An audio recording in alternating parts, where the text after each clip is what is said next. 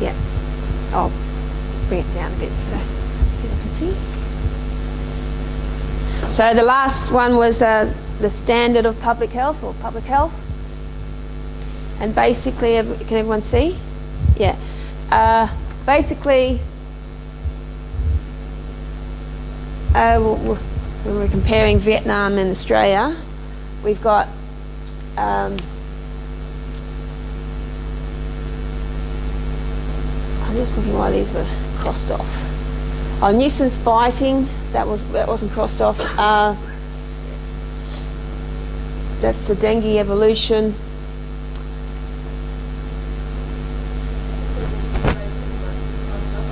Yeah, no, that's right. It's right. It's a tick, so it's right. So we've got, all right, so let's go through this. Mosquito density was, so feeding frequency we've got here. Okay, so that's the definition for feeding frequency.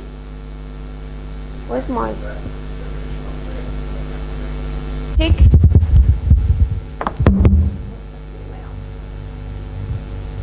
Next one's dengue evolution.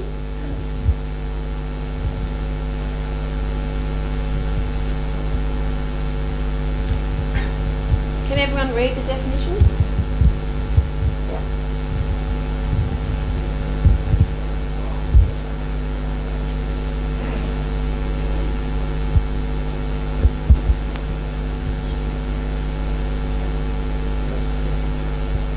That will suit for Indonesia.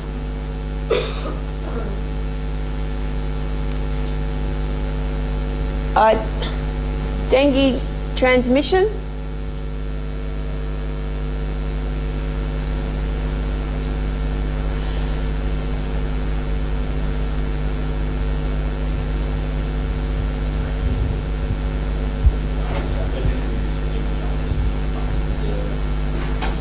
In the evolution. In the transmission, yeah. If you remember the Bayes network, it was evolution was going into transmission. So it's a number of things. So after we agree on the hazards, what hazards we want to use, and we later on we'll look at the actual Bayes net. So I've started putting it together. Then you can identify where the links will go. Okay, so and then it also, you may have some obsolete ones as well. You can say, well, it's been covered. Yeah.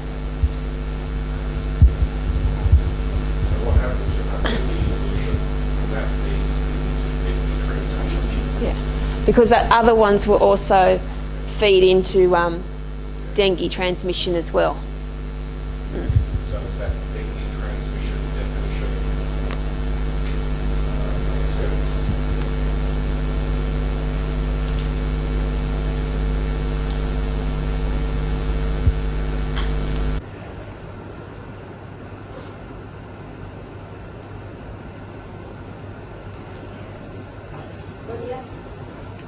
Have you done that one? The non-vectory? Yeah, I like that one. Or was that taken out yesterday?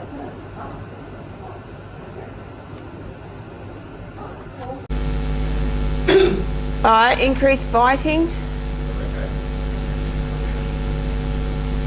Increased most preference. Didn't we have a question, Paul, about whether increased biting was the same as... Okay.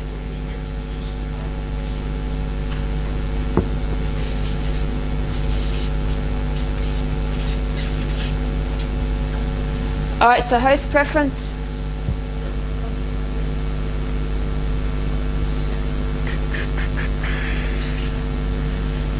Mosquito density.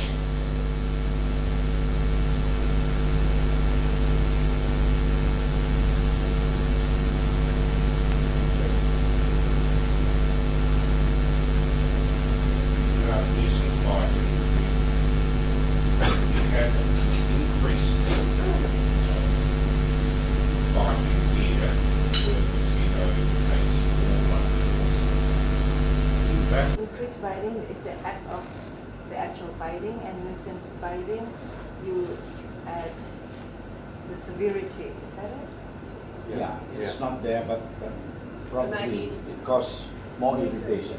Maybe we need to add it to the, Because I'm just reading that in nuisance biting, that third dot point, increased biting behaviour require more frequent blood feeding events. So it's in there, it's taking more blood meals. in the nuisance body. Yeah, well, it says that Yeah, increased yeah. biting It can be behaviour erased. require Increased more biting frequent behaviour. blood feeding events. But So that's the- discussing our severity of bites. Yeah, so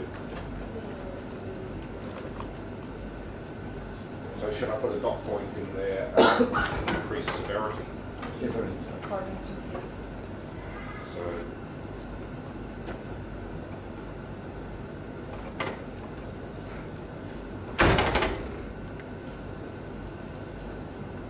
okay, we should put Yeah, this one because here. it's already Yeah, it's already included. included, yeah. You've got increased biting there, Yeah. which is Yeah. taking more blood meals, but Yes. it's also with But nuisance. that's right, that's what I'm saying, either delete one or Yeah. change that definition to remove So the we other can, stuff. so do you want to have increased biting, taking more blood meals, separate from nuisance biting, or do you believe that it's part of I nuisance think it's biting? better than part. Okay, let's, Part of it, Part of it? so we So we- What- remove increased bite. before that, what is the implication? Pardon? What is the implication of making it part and making it into one? What is the implication for the risk assessment itself? Would it be better to separate it because people will then have envisioning more of a better or? So you have to look at it at the, I don't know if you know the type of experts incoming, what, who they are, or what they are, as to how they, how Blood meals. But the question is that from an operational perspective, it is simpler to have one, but but does that also mean from the way in which experts are going to understand it? Will they understand that, nuisance biting means taking more blood meals, having more So severe? this is biting being more, the quality of the biting or the the severity. Yeah. So Not the frequency, but yeah. So you would think they're separate? In that case, then what we should do, Bahasa Indonesianya apa?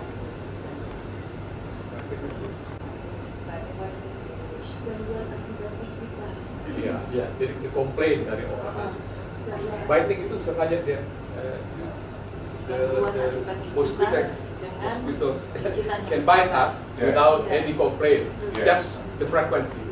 But the research biting is being So that should be the separate. quality of the. Yeah, so- we should make it separate. so separate, so we should take out taking more frequent blood feeding, take that out. Good? That's okay. Alright. So, next is our non-dengue vector competence. Yes.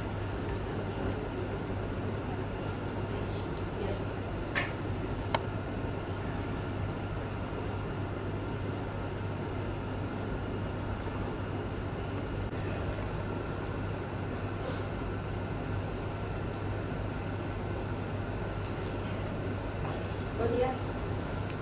Have you done that one? The non-vector? Yeah, I like that one.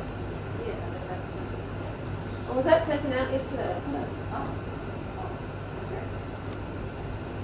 Oh, Paul? Already covered.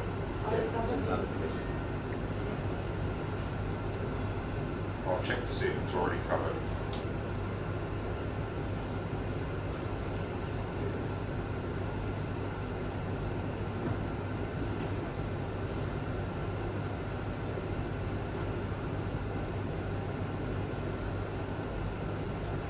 Was that in the arbovirus in ecology?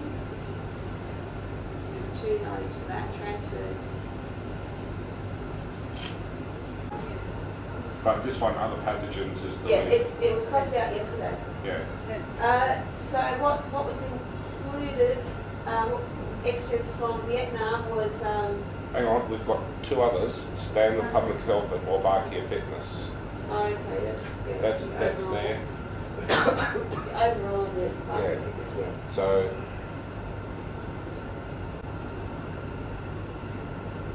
does that make sense? Yes. Yeah. Yes. So that's your overarching heading. And you can always change the title of it too. You can just call it public health. You want to stick to standard of public health. I think Vietnam just called it public health, didn't they? So, are you happy with that, with that definition? Okay. And Wabakea Fitness, the final one.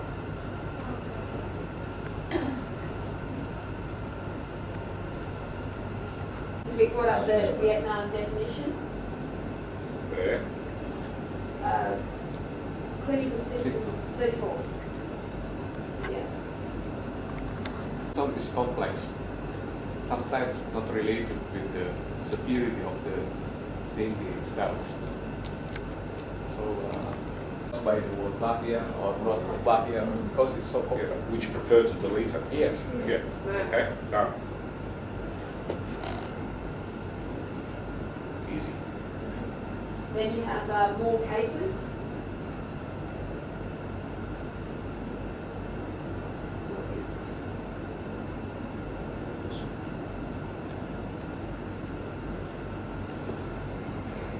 More cases of dengue appearing and naturally occurring.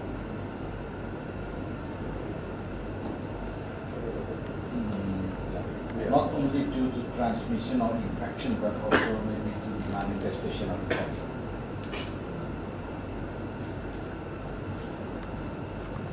Human host transmission. Okay. Good. Yep. Okay.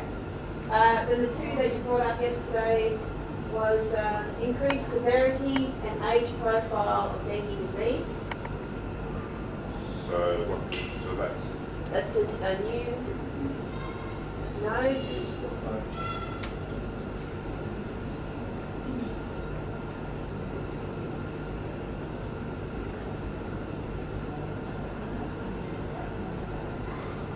And that was the dengue cases appearing in older and older.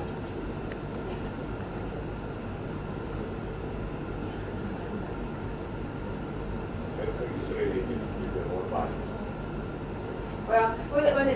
This is just a hazard. So we're not actually in this stage. It's just identifying potential hazards. It's not saying it's going to happen or not. Maybe the likelihood of it happening is very, very, very low, but it could be a possibility. So the hazard is just identifying a possibility of a negative impact from the Wabakea Aedes aegypti.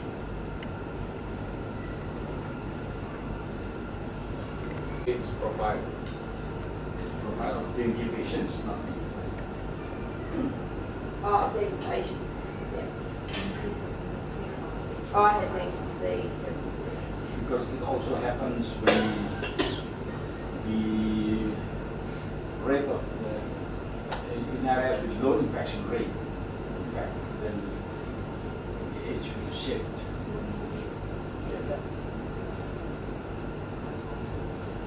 And sometimes.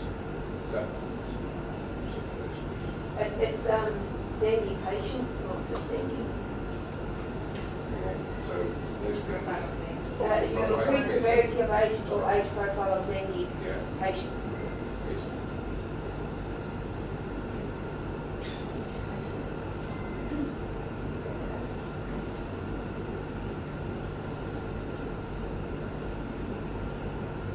And in severity increases with age.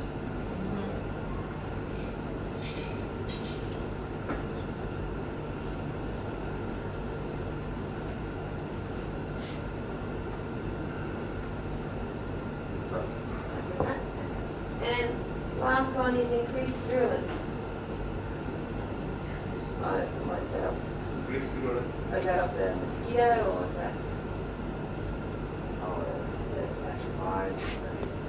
It's already Oh, you got it? in the increase of severity. Virulence. If the viral load and the host immune. So even the viral load is low, but the immune system is weak, and then the severity. So what the meaning of increased virulence? Virulence means that the viral load increase on the clinical symptoms. I'm Clinical not symptoms. sure this is what you gave me yesterday, so We and already this is have- why you have to, these definitions must be clear. Yeah. What do you mean? Yeah.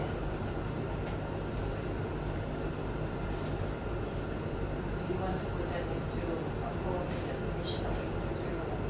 So there are two ways of increased virulence. The increased load and increased you want that to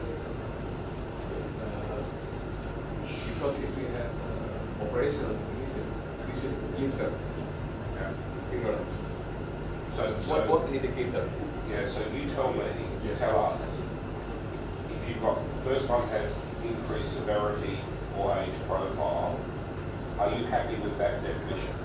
Because virulence, you can tell me what you want to put there. What do you want to put there? Or do you not think it's, We don't need you don't need it? to put it. As a separate. Yeah. Yeah, so we can Because delete if that. we make the operational definition, we should have the indicator. Yeah, So what our indicator of the increase of virulence? yeah. We should check the viral load. This is not practical. Not practical. Yeah, so you're saying delete it? Okay. delete it and then add to the Yes. increased severity? Yeah, severity. Because severity, the one of the that affect the severity is the virulence. Okay, but is that already come out? That one of the indicator of severity is virulence, so should we add something there? Into that one. You tell me. And severity without increases with age. I would rather put it as increases with age because severity could be in younger. So we just say severity increases? Yes. Yes. Make it more general. Yep. Yeah. More general. So,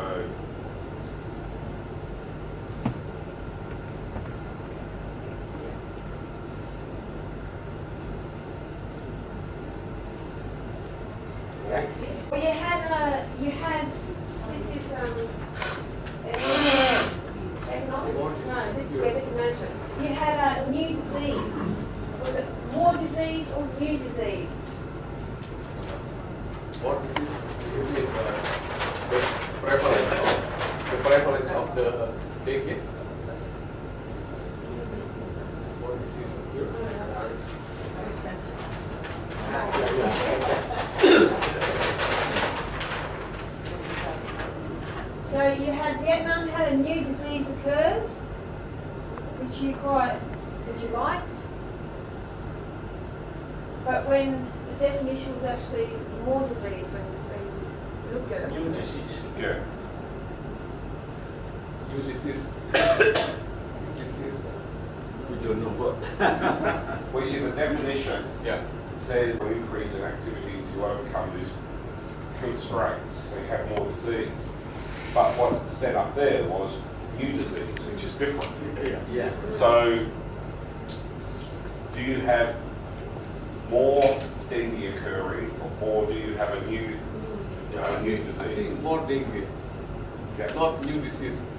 New disease, it's mean that this is Other. other than dengue. Yes, that's Yeah. right. Yeah, so Actually, both are covered already. yeah, so more disease, so more dengue occurs. we Yeah, would say. dengue.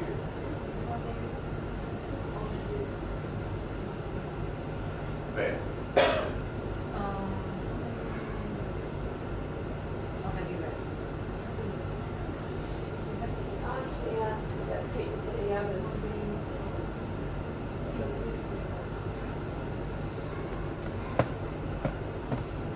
Because this was in management, Yeah. it's saying that more dengue is occurring, so you have to do more management.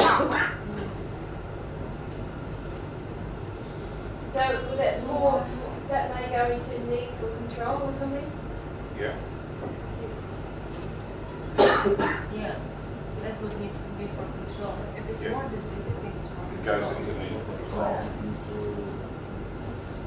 environmental control and also people So do Yeah. we need, managing the disease. so do we need to put it there though? Because it's already in for control?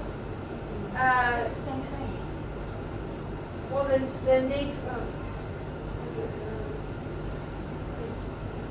Need for control because of RGD occurs. well, the need for control is not saying there's an increase. It's just saying that it's What is the likelihood that the release of Obamacare will result in the need for increased level of mosquito control? I mean, you can combine and make it a better definition for need for control, or you can keep it as two node going to For another example, node. you could put a dot point there, which says, you know, says something like, you know, more dengue occurs. You could put that there, or you could keep it separate. It's up to you to tell us what your preference is. Prefer separate because I will add that more serotypes circulating. Okay, so you have it separate. Okay. The advantage of keeping them separate is if you don't have them separate, that everyone has to keep referring back to definitions, and most people don't like doing that. They like to just look at an image and be able to understand it from that. If they don't understand it, they'll dismiss it. They won't keep going back and reading Because more definitions. serotypes circulating in an area, it doesn't necessarily reflect the need for control, but the need for managing cases, more severe cases, because the more serotypes circulating, the more severe probably the disease would be. Okay, so you've got it separate.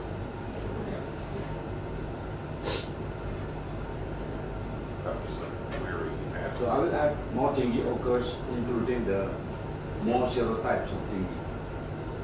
So more transmission More and serotypes. Because there are 4, Yeah. now even 5 serotypes of dengue.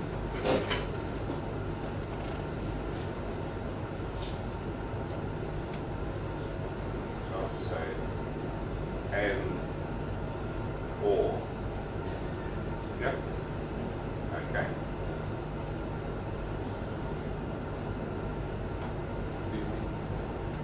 More than one serotype, if you want them to. Yeah, maybe more than that.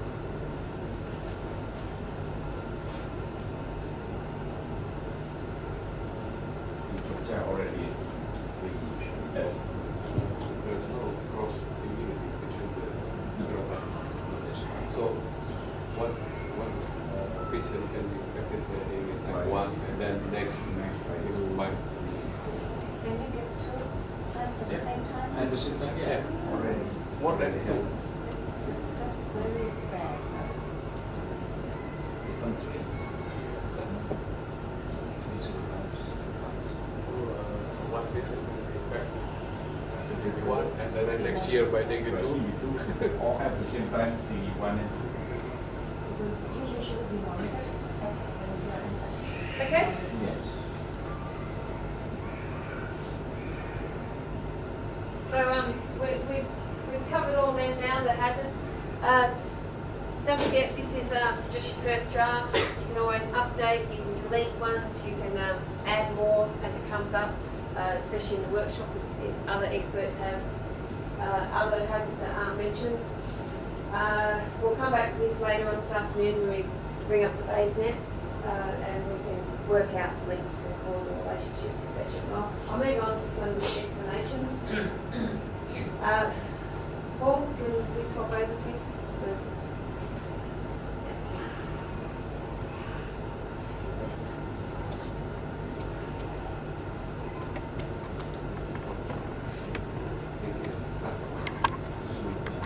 So I was asked yesterday from Alice about the what lessons we could share with you from the Australian Risk Analysis. So we did it over a number of steps, as you saw, and we did have some problems, and we did think of some potential solutions. So we'll just go through that now.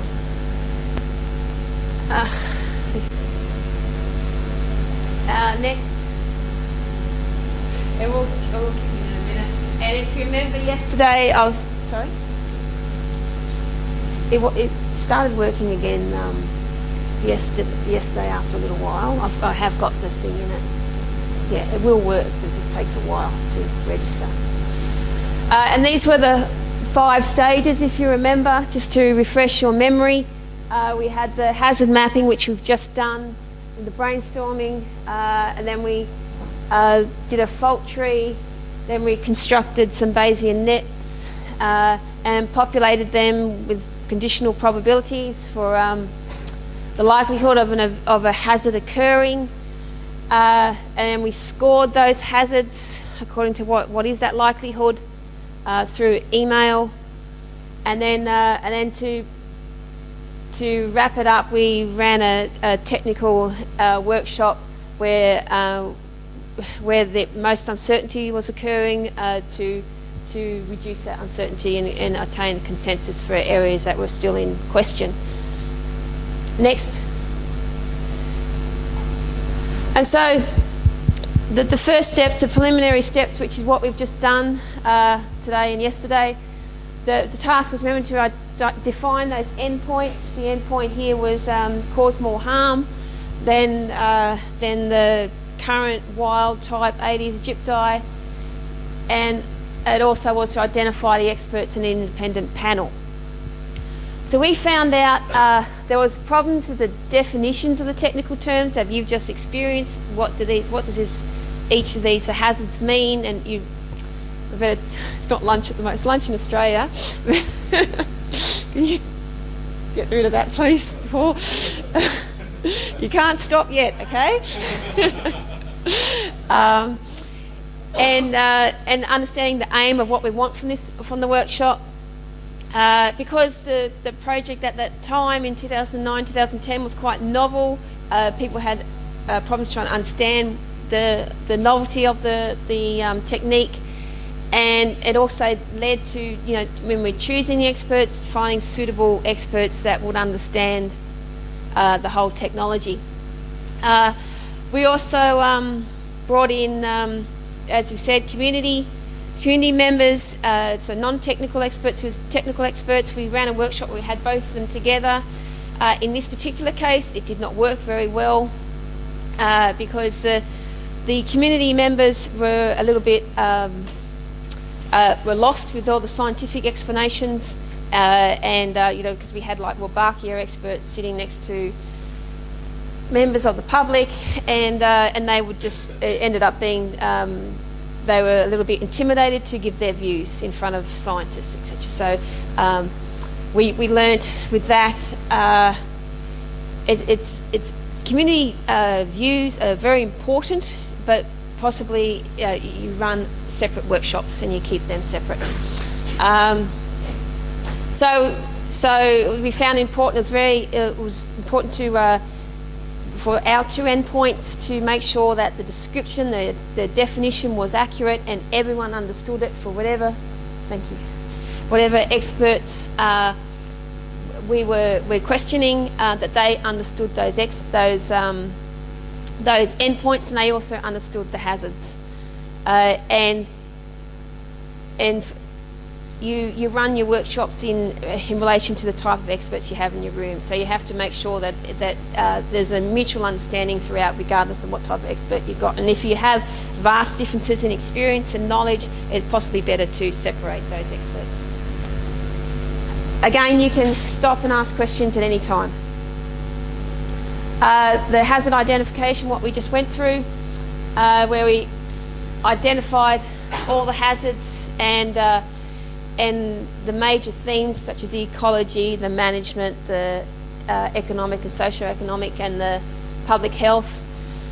And the problems we found here was that even though these hazards were listed, it was it's still that bit of uncertainty. Were all hazards actually identified? Were some missing? And because you only have so many experts you can bring into a room, and maybe you may miss an important one that you're just not aware of. Something that is important, which will increase that probability. There was also epistemic and linguistic uncertainty. Epistemic uncertainty is when there's knowledge gaps, there's a lacking of scientific knowledge, and so there's that uncertainty around those sort of those hazards. And linguistic, obviously, if people aren't understanding the definitions, if they're not involved in creating the definitions, or they don't understand them, and so they're actually giving you values on something they don't quite understand. So that's something to make sure you pick up on as well. So our solution was to collect as many hazards as possible, regardless of how important they were, and think just that was the brainstorming. Put everything down. That's there, and then you can start. And this is the process we've been doing the last yesterday and today. Is once you've got the hazards, then you can start reducing them because it's been covered by somewhere else or something like this. But the initial mentioning them all is always a good process. And as I said, you can always continually update these hazards, and as more research is done, as anything's done with like a BaseNet, it's very easy to update. And you know, when you do the workshop tomorrow, and some experts might say, well, have you thought of this? And you haven't, so that's very easy to add to the model. And if you remember, I did mention we did fault trees, which was basically just taking all those hazards, because this was the first risk analysis done for this type of thing, and they just put all the hazards together and group them into modules. And the problem with that was most people don't understand this thing, so it was driven by the research team rather than the experts, and it was quite difficult to interpret that to the experts. So solution, I believe, you just ignore the fault trees. You don't go down there. It's bad enough to introduce one type of model. You don't introduce more than one model.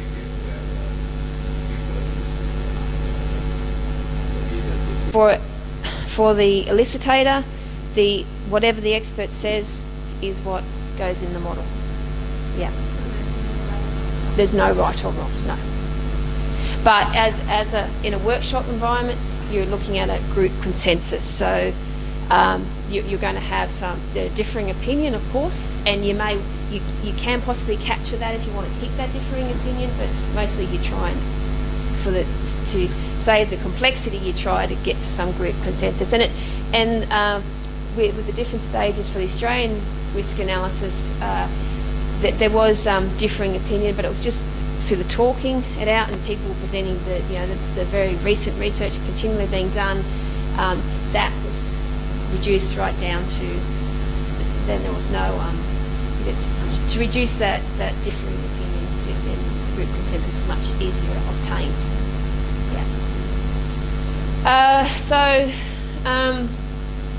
And that last point there was that the fault tree is just a conceptual model, really. That's all it is, and basically the emphasis should be on capturing the knowledge from the experts you got in the room, not on the particular model. So they don't need to understand how a BaseNet works, really. That's the risk analysis. You as a team, have to know how to do it because you have to build the model. But the actual experts do not know how to build a BaseNet. It's they're just populating it with their knowledge. Does that make sense? So yesterday, if you remember, when I first put up the BaseNet, everyone went, "Oh my gosh, it's a bit scary." So I get that reaction every single time I run a workshop and I show them an end result. And then by the second day, they're like, yes, we've built this, because get their knowledge and then say, well, then here's what you have, and they start getting ownership of it. So, and if you walk through it step by step, and that's why I push the BaseNets. because they're very, I believe they're easier to pick up than most other type of models that, so the people who haven't got that experience in statistics or something like that can pick it up. So I mean, I deal with farmers and that all the time, and they pick it up. And so continuing on with the BayesNet, again, what I've already mentioned yesterday, because of the limitation in time, we'll be building that BayesNet already to present to the workshop, right? So that's already, you've got your first draft driven by your risk analyst. So that's an immediate problem because people will initially not have ownership of that model. They're being presented information when they thought they were coming here to give information rather than presented it. The community experts were not confident, obviously, in giving probabilities about the technical aspects. So like we had that whole standard of public health, they didn't have a clue what we were talking about. So in hindsight, they shouldn't have been there for that. But for something like adverse media and economic effects, yes, that's important for them. So that's where they should be involved. And in the first workshop, there obviously consensus was not attained. And I've already mentioned the community experts were a little bit daunted in front of the scientists. There was natural variability in the BayesNet, so you're getting that differencing of opinion, as well as, again, your linguistic and epistemic uncertainty. Anchoring is basically you get fixated on a result, and you basically bring your evidence to support that rather than look over the whole. Have an open mind with a view. What these are refugees will find a particular individual who's locked into a particular form and won't let go, and won't allow the process. Authority bias, again, I've mentioned. If you have a lead person in this field, a high professor or something like this, that people respect and do not want to question, and they will take whatever that person says, rather than even if they have a differing opinion. So you have to be careful with that. That again, you've got the 20 experts in here. You want everyone to be able to voice their opinion and not have someone dictating how it's going. So our solutions for this was have separate community and technical expert workshops, and make sure the hazards that are relevant only to community are presented to community, and technical only ones presented to technical ones. Present the model in a variety of ways to help people understand. So even though I believe a BayesNet is quite simple, that may not be the case for other people, and so you might want to look at different ways of presenting it for understanding. And what was that? The risk analysis combined the results for the final BN, and that was after the last workshop where they were able to address the uncertainty around some of those nodes that needed extra information that was missing at the beginning. Any comments, questions on that? No. All right, stage 3 was that the emailing for hazard scoring. That's because we didn't finish the workshop and get all the probabilities and get that consensus. So individual experts were emailed to get the individual elicitations, and it also allowed us to look at individual viewpoints and see if we're getting a consensus across the board or where the uncertainty is. Like any sort of email survey, it's a very low response rate. So we didn't get it back from all the experts. We found scientists are very uncomfortable giving just one value as a percentage. And then their confidence in that percentage is very low.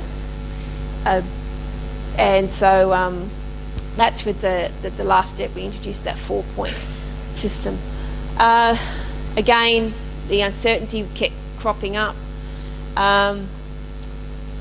And we found in some experts the scoring was out of context, so it wasn't really relating to what the definitions of the hazards were. So basically they were deciding what that hazard meant, not really sticking to what the meanings had been created at the workshop.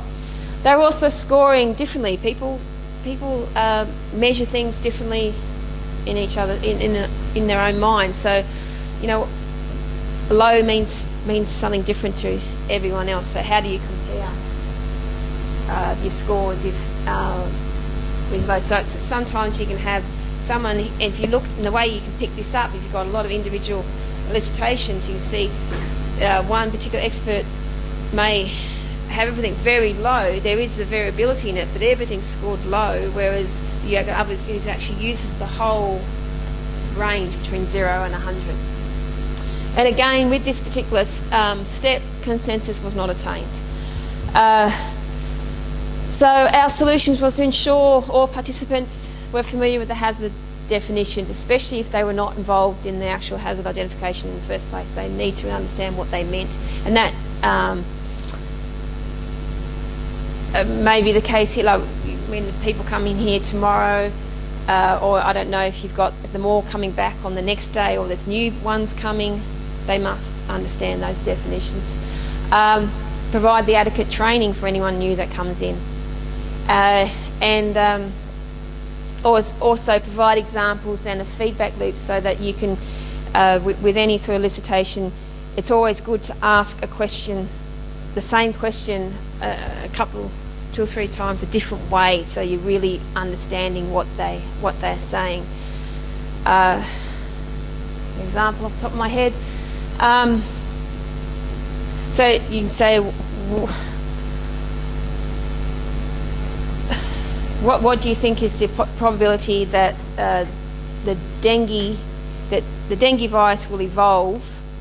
And then you can also say, well, do you think evolution of the virus will occur? But it's something, and you say it differently, but in different time, and you should hope you should get the same answer back. And that's how you can bring that feedback in. But also the feedback is presenting it back to the group, presenting a model back to the group a number of occasions, and so that especially when people have a bit of a break from it, say the next day or something like this, just when people have been thinking about it and going, well, actually, I don't think that hazard's in the right spot. That should be somewhere else, or whatever.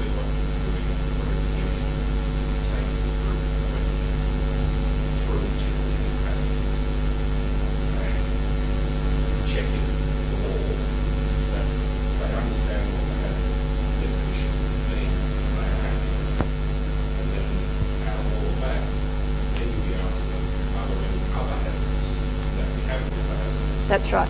And the thing about the definitions, let me warn you, it's the most painful process at first, because you have to do it first up to make sure everyone's on board and thinking the same thing.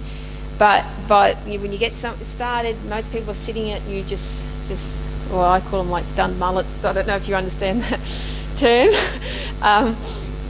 Just takes a while to really think about it, but it'll take you through that process. You don't get the hazard definitions right. Everything else isn't going to work. Yes. It's because when you come to scoring, somebody is thinking the sun rises to the east and sets in the west. The other person is thinking that hazard means the sun rises in the west and sets in the east. You're going to get rather different assessments. So they all have to take one thing. And it's hard work initially because, to start getting participation, to actually get people talking. All right, and this is where we updated the model with new information that was received. Aim for consensus for the nodes that didn't have it, and looking at capturing that likelihood and consequence score. Remember, there was the consequence, trying to reduce the uncertainty and increase the confidence in the answers that the experts were given. So the problems with this was very time intensive. All right, so as you know from this, we did this as a separate workshop because to collect this sort of information, it takes a lot of time, and it'll be hard pressed to fit it in 2 days. Obviously, you're having that diversity in opinion, and again, we had 10 of the biggest experts in the room, so there was a bit of authority bias happening there as well that needs to be addressed. So the way we did that was we elicited both the individual and the scores first and made everyone put down what they thought, and then we asked them to work together and give a consensus. And if we had people who were giving quite differing views, we asked them to defend that and say why, and it turned out quite useful to come to a group consensus for one value, but also if there was a reason why a scientist said the value should be down here rather than up here, what is the reason for it? If it's a defendable reason, well then that's right. So when we ran the 4-point score, we could capture the extremes because they were even important, and we found it useful because the experts were much happier doing it this way, and it improved their confidence, etc. The only as we kept pushing this is the best way to do it with this 4-point. The problem with what we're doing at the moment with this 2-day workshop, because the model is so big and complex, it's impossible to do this sort of stuff for every single one. You'd be there for a week trying to capture that. So the best thing is you dress it like normal with just asking for single probabilities, and where there's post-workshop, if there's problems with some nodes, you can actually go back and capture that variability. Well, so the 4 points, so if you remember yesterday I showed you that box plot, so you can imagine a box plot where you can capture your extremes down to your quartiles and to your mode. Yeah. You give one score which is what you think is, and then you give another score with what you think is the highest, what's the lowest range. Well, you do it in reverse order. How confident are you? So what captures your upper and lower, what you think is the most likely, and how confident are you with that information for the 40-something nodes that you have. So right now you're going to have something like 44 different hazards in your Not too bad, right? Not too bad, but in 2 days you're not going to be able to do that for all 44. There's not going to be enough time. But let's park that and discuss it when we actually get the Bayes network up and see. That's the best way to do it, and that's most workshops I do now. I actually do it this way, but what happens too is it becomes a lot harder to interpret when you bring it back. Whereas when you have all these scores, and you've got to remember you're creating a model, but you have to analyse that afterwards, and it's your model. So it's got to be able to deal with these. The experts only need to be presented with the relevant hazards that match their own background. So I'm not sure what 20 experts you've got coming, if they're all technical type experts that all have medical backgrounds and all this, or you've got a range of diversity in your experts. So that's something we can talk about today, this afternoon, how we're going to address the experts you've got. So do you know what the experts who are coming? You have a list, yeah. Okay.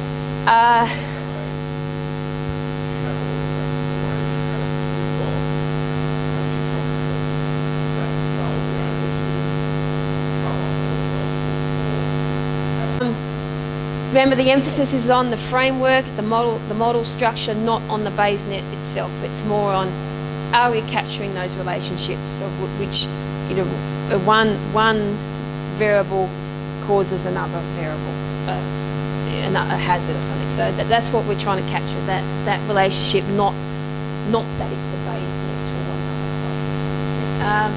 And we found the 4-point scoring system was useful for experts. That they were much happier in giving a range of values rather than a single value. All right, so next, what's the time? Do we want a coffee break or?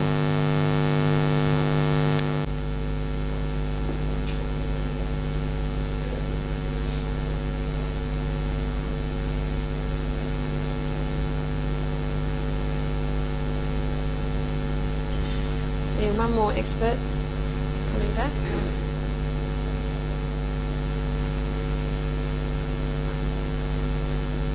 This is the exciting bit, the software.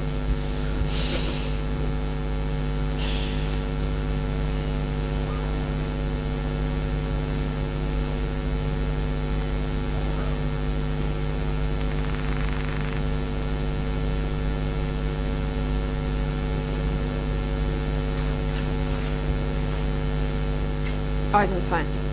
So I'll start. Yeah. All right. So we've already had a brief introduction to BayesNets to see what they can do. But what are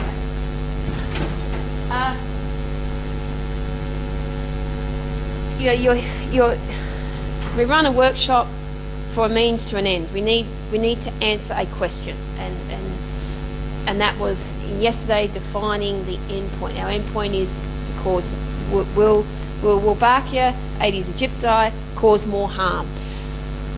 And because what they may be answering may be completely different to what you're trying to get out of the actual analysis. So you have to be very clear. I keep emphasising this on that definition of what is that endpoint to that BayesNet? What are you trying to get? And so here,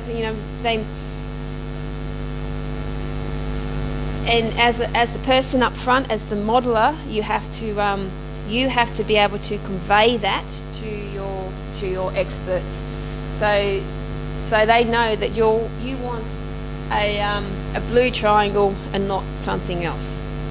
And so the communication, the big thing about anything about expert workshops is communication's the key for everything.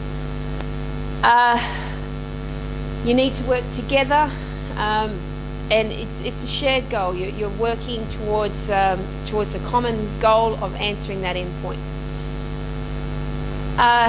And it's an iterative process. It's adaptive.